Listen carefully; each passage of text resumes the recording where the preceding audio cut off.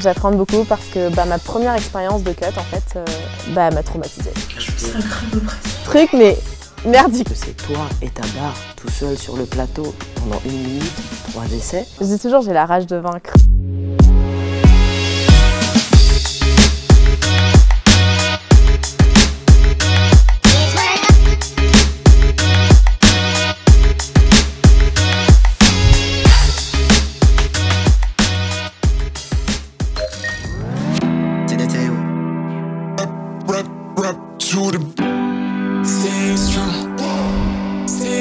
Le vrai échec sportif, je pense que je ne l'ai pas encore connu, dans le sens où j'ai jamais bullé pour le moment, mais j'ai plus vécu des déceptions par rapport aux attentes que j'avais. Donc oui, je l'ai vécu comme un échec, moi personnellement. Je me suis pris quelques claques quand même dans ma carrière sportive, même si elle n'est pas non plus, voilà, mais je m'en suis pris quelques-unes. Déjà ces Europes-là, où je pense que j'étais un peu peut-être trop sûre de moi, peut-être limite dans l'ego. Et je voulais trop savoir, elle a fait quoi, elle en est où, chose que je fais plus aujourd'hui en compète. Et la deuxième claque, ça a été ma double fracture à la clavicule, où j'ai pas pu faire les championnats du monde. En fait, avant, je vivais que pour le powerlifting. Genre, il y avait que ça. Matin, midi, soir, je pensais que ça. Et en fait, quand j'ai eu cette double fracture et que j'ai pas pu aller aux championnats du monde, je me suis dit, putain, mais si tout s'arrête là demain, que tu peux plus faire de powerlift, en fait, t'es qui, quoi? En fait, j'avais construit toute mon identité autour de ça. Et c'est là, en fait, où, entre guillemets, j'ai dû me reconstruire en me disant, ça peut s'arrêter du jour au lendemain. Tu peux ne plus être championne, tu peux ne plus avoir de médaille, tu peux même ne plus jamais te faire de compétition.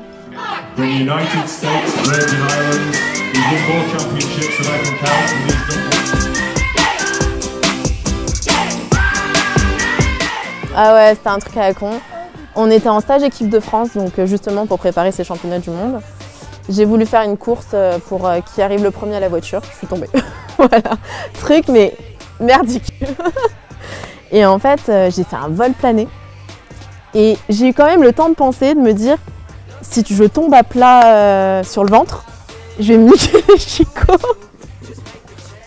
Je vais me niquer je vais me râper la face et tout, genre je voulais pas. Et du coup, j'ai eu le réflexe de me tourner. Et en fait, l'épaule, elle a tapé contre le bitume. Et en fait, j'ai même pas senti au début.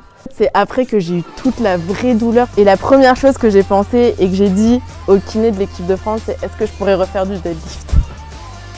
C'est le premier truc, je me suis dit, est-ce que je pourrais relifter, refaire du powerlifting? Je pensais que c'était genre fin de carrière.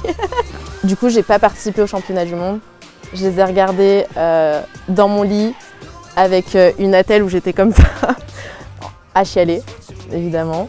Et il y avait les sélections pour les championnats d'Europe qui devaient aller voir lieu en août. Et ma blessure, je l'ai eue en mai. Et les championnats d'Europe étaient en décembre. Et le DTN, donc celui qui choisit l'équipe de France, me dit bon je te compte pas pour le mois d'août. Et je lui ai dit non, tu me mets sur la liste, je serai là. Et j'ai fait, c'était ma meilleure performance que j'ai fait au mois d'août. J'étais la première française à faire les 500 weeks. Je dis toujours j'ai la rage de vaincre, la rage de réussir. Ladies and gentlemen, please be upstanding for the national anthem of France.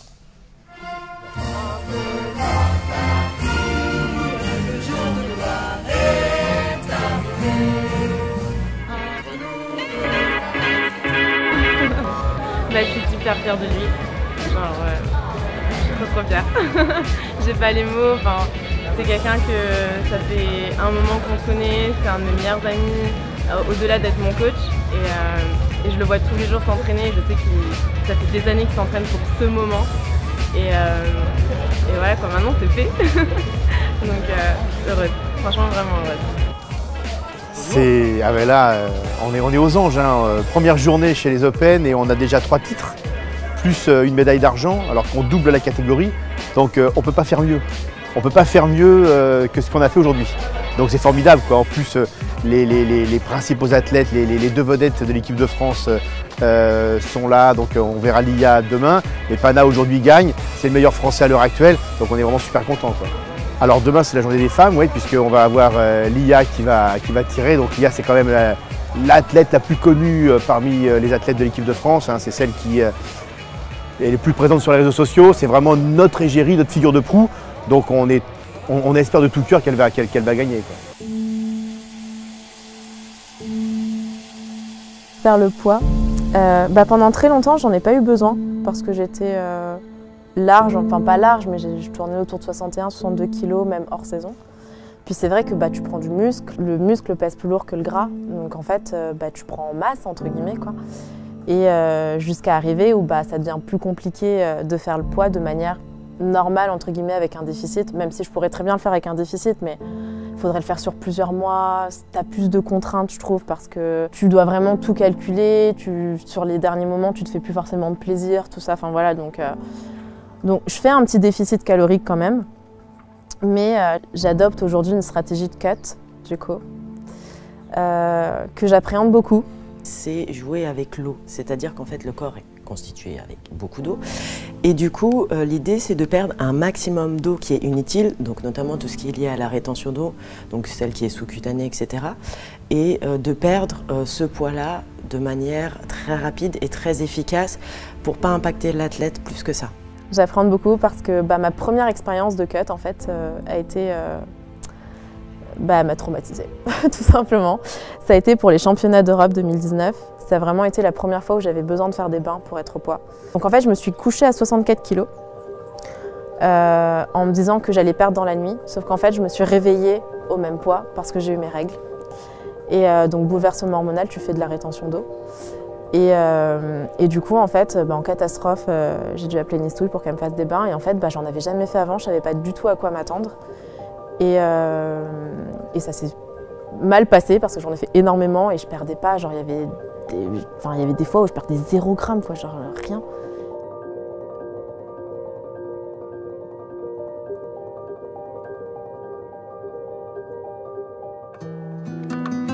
Et ce jour-là, genre mes Nissou, je les remercie 1000 fois parce qu'en fait, si elle n'avait pas été là, j'aurais abandonné. Franchement, j'aurais abandonné. Je me serais pas présente, quoi. Je me serais pas présentée et genre elle est restée là, elle m'a dit tu seras au poids, peut-être pas à l'heure de la pesée, mais tu seras au poids. Comment tu te sens? Pas bien du tout. Qu'est-ce qu'il y a? Je me sens grave oppressée. Respire bien. J'ai juste envie de sortir. Tu viens plus. Respire. Et pense juste à ça. Je répète, tu te focus que sur ça. Le son. Et c'est tout.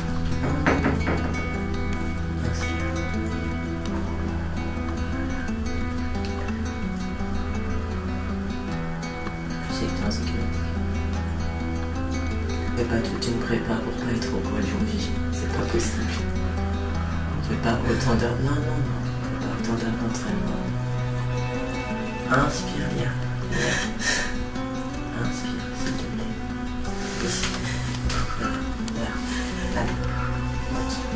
Inspire. Non, toutes les minutes sont importantes, alors il faut les terminer. Alors respire bien.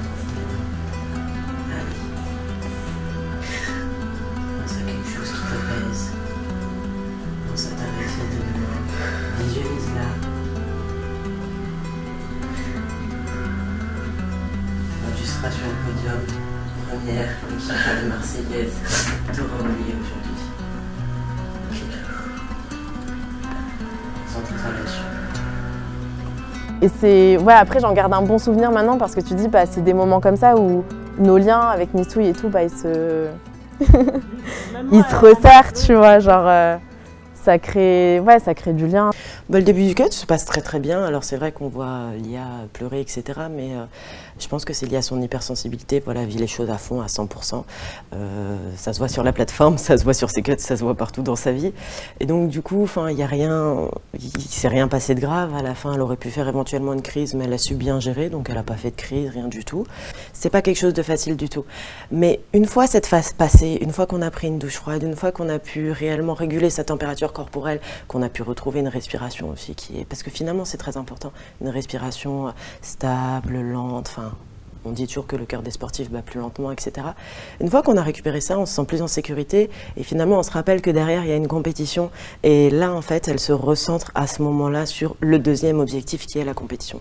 L'amie de Lia ne regarde pas les performances de Lia. Enfin, elle les regarde, bien sûr, je les admire énormément, mais je suis impressionnée par d'autres choses en fait dans sa vie. Je suis impressionnée par sa capacité à rebondir, sa capacité à s'adapter, sa capacité à défendre ses points de vue, ses intérêts, ce genre de choses. Mais sa performance, pour moi, c'est juste une résultante de ses autres qualités.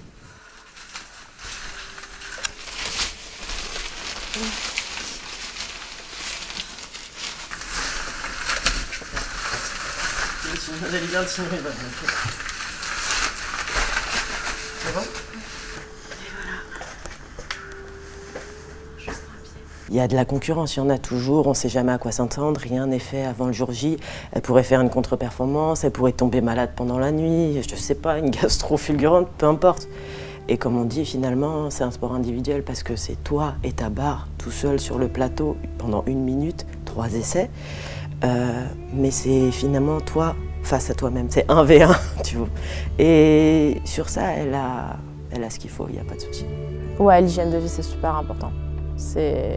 Parce que c'est ton équilibre au niveau physique, mais c'est ton équilibre aussi au niveau mental et émotionnel. On ne se rend pas compte de comment la nourriture peut nous impacter mentalement, physiquement et tout, mais c'est énorme. J'ai commencé à m'intéresser à tout ce qui était complément alimentaire aussi. Donc voilà, c'est comme ça que j'en suis venue à Nutrimuscle, qui est pour moi the référence en Europe, parce que c'est de la qualité.